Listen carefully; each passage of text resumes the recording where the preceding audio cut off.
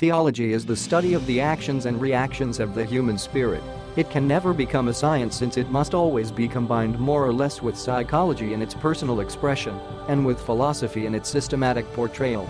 Theology is always the study of your religion.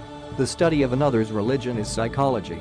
When man approaches the study and examination of his universe from the outside, he brings into being the various physical sciences. When he approaches the research of himself and the universe from the inside, he gives origin to theology and metaphysics. The later art of philosophy develops in an effort to harmonize the many discrepancies which are destined at first to appear between the findings and teachings of these two diametrically opposite avenues of approaching the universe of things and beings. Religion has to do with the spiritual viewpoint, the awareness of the insideness of human experience. Man's spiritual nature affords him the opportunity of turning the universe outside in. It is therefore true that, viewed exclusively from the insideness of personality experience, all creation appears to be spiritual in nature. When man analytically inspects the universe through the material endowments of his physical senses and associated mind perception, the cosmos appears to be mechanical and energy material. Such a technique of studying reality consists in turning the universe inside out. A logical and consistent philosophic concept of the universe cannot be built up on the postulation of either materialism or spiritism, for both of these systems of thinking, when universally applied, are compelled to view the cosmos in distortion, the former contacting with a universe turned inside out, the latter realizing the nature of a universe turned outside in. Never, then, can either science or religion, in and of themselves, standing alone, hope to gain an adequate understanding of universal truths and relationships without the guidance of human philosophy and the illumination of divine revelation. Always must man's inner spirit depend for its expression and self-realization upon the mechanism and technique of the mind.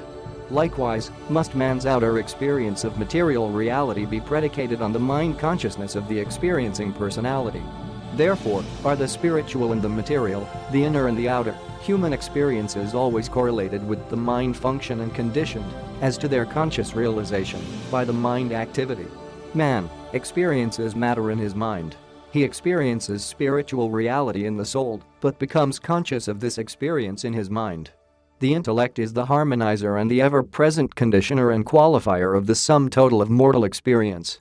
Both energy things and spirit values are colored by their interpretation through the mind media of consciousness.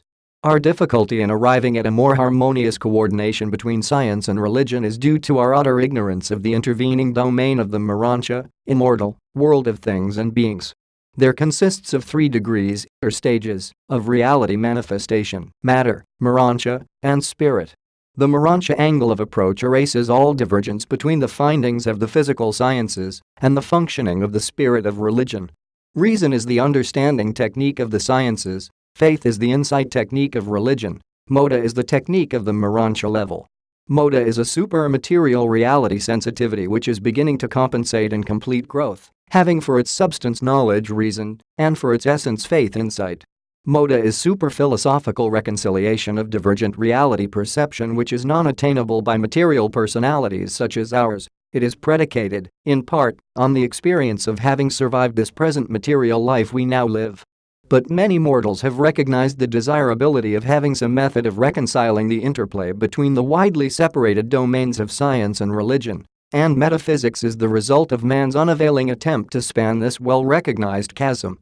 But human metaphysics has proved more confusing than illuminating.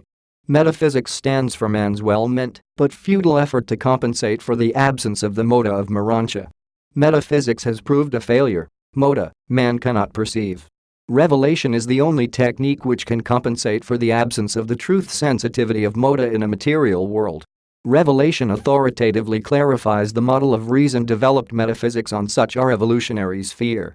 Science is man's attempted study of his physical environment, the world of energy matter. Religion is man's experience with the cosmos of spirit values. Philosophy has been developed by man's mind effort to organize and correlate the findings of these widely separated concepts into something like a reasonable and unified attitude toward the cosmos.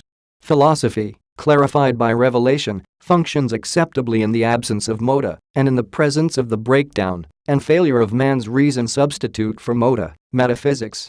Out of man's incomplete grasp of science, his faint hold upon religion, and his abortive attempts at metaphysics, he has attempted to construct his formulations of philosophy.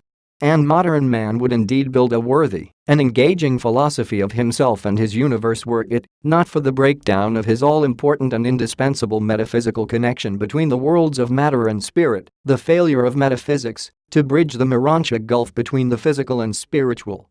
Mortal man lacks the concept of Morancha mind and material, and revelation is the only technique for atoning for this deficiency in the conceptual data which man so urgently needs in order to construct a logical philosophy of the universe and to arrive at a satisfying understanding of his sure and settled place in that universe. Revelation is our only hope of bridging the Morancha gulf. Faith and reason, unaided by moda, cannot conceive and construct a logical universe. Without the insight of moda, mortal man cannot discern goodness, love, and truth in the phenomena of this material world. When the philosophy of man leans heavily toward the world of matter, it becomes rationalistic or naturalistic. When philosophy inclines particularly toward the spiritual level, it becomes idealistic or even mystical. When philosophy is so unfortunate as to lean upon metaphysics, it unfailingly becomes skeptical, confused. In past ages, most of man's knowledge and intellectual evaluations have fallen into one of these three distortions of perception. The highest attainable philosophy of mortal man must be logically based on the reason of science, the faith of religion, and the truth insight afforded by revelation. By this union man can compensate somewhat for his failure to develop an adequate metaphysics and for inability to comprehend the moda of the Morancha.